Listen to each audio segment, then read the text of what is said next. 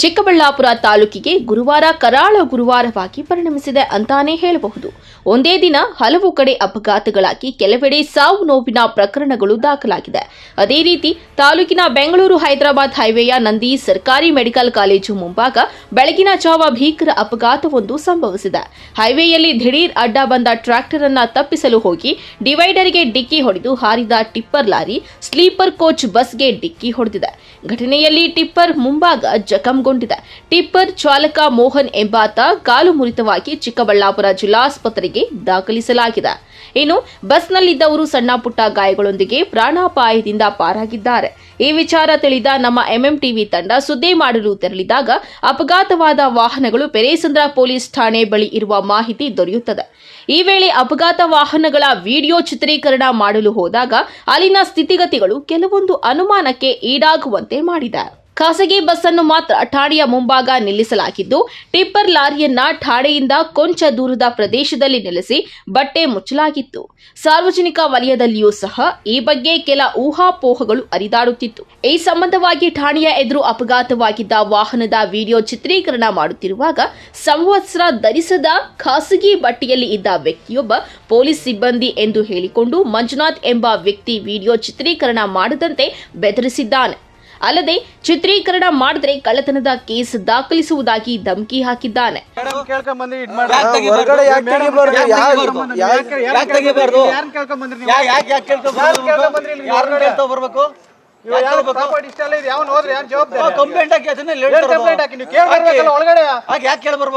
ಕೇಳ್ಬೇಕಂದ್ರೆ ಇಲ್ಲಿ ಇದೀವಲ್ಲ ನಾವು ಏನಂತ ಪೊಲೀಸ್ ಅವ್ರು ಇದೀವಲ್ಲ, ನೀವು ಕೇಳ್ತೀರಾ ಬಂದು ಮಾಡಿದ್ರ ಮತ್ತೆ ಗಾಡಿನ ತಂದು ಹಾಕಿದಿರಾ?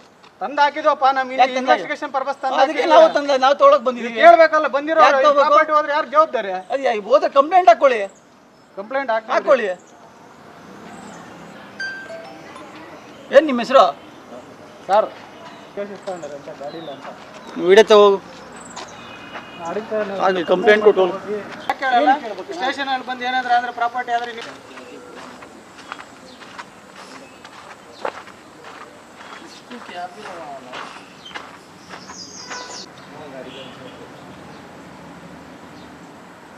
ಕೇಳ್ಕೊಂಡ್ ಬಂದ್ರಿ ಬರ್ಬೇಕು.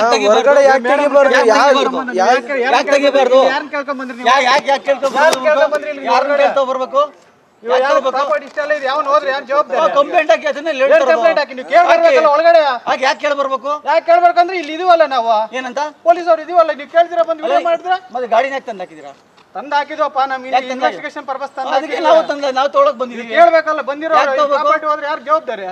ಹೋದ್ರೆ ಕಂಪ್ಲೇಂಟ್ ಹಾಕೊಳ್ಳಿ, ಕಂಪ್ಲೇಂಟ್ ಹಾಕೊಳ್ಳಿ. ಏನ್ ನಿಮ್ಮ ಹೆಸರು? ಸರ್ ಗಾಡಿ ಇಲ್ಲ ಅಂತ ವಿಡಿಯೋ ತಗೋ, ಕಂಪ್ಲೇಂಟ್ ಕೊಟ್ಟು ಗಾಡಿ ಇಲ್ಲ ಅಂತ ವಿಡಿಯೋ ತಗೋ, ಕಂಪ್ಲೇಂಟ್ ಕೊಟ್ಟು. ಆದರೆ ಮಂಜುನಾಥ್ ಎಂಬ ವ್ಯಕ್ತಿಯ ವರ್ತನೆ ಬಗ್ಗೆ ಸಾರ್ವಜನಿಕ ವಲಯದಲ್ಲಿಯೂ ಸಹ ಹಲವು ಅನುಮಾನಗಳನ್ನ ಹುಟ್ಟುಹಾಕಿದೆ. ಅಪಘಾತವಾಗಿರುವ ವಾಹನಗಳು ಠಾಣೆಯ ಬಳಿಯೇ ಇರಬೇಕು, ಆದರೆ ಒಂದು ವಾಹನಕ್ಕೆ ಒಂದು ನ್ಯಾಯ, ಮತ್ತೊಂದು ವಾಹನಕ್ಕೆ ಮತ್ತೊಂದು ನ್ಯಾಯ ಎಂಬಂತೆ ಸ್ಥಳ ಬದಲಾವಣೆ ಮಾಡಿರುವುದು ಎಂತಹವರಿಗಾದರೂ ಅನುಮಾನ ಮೂಡಿಸುವುದು ಸಹಜ.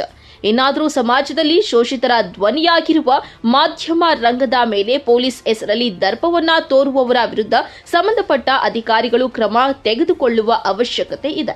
ಪೊಲೀಸರು ಸಮಾಜದ ಹಿತ ಕಾಯುವಲ್ಲಿ ಶ್ರಮಿಸಿದ್ರೆ ಪತ್ರಿಕಾ ರಂಗ ಮತ್ತು ಮಾಧ್ಯಮದವರು ಸಮಾಜದಲ್ಲಿ ಆಗುವ ಅನ್ಯಾಯವನ್ನ ಪ್ರಶ್ನಿಸಿ ಸಮಾಜದ ಹಿತಕ್ಕೆ ಬೆಂಗಾವಲಾಗಿ ಇರುತ್ತಾರೆ ಎಂಬುದೇ ನಮ್ಮ ಆಶಯ.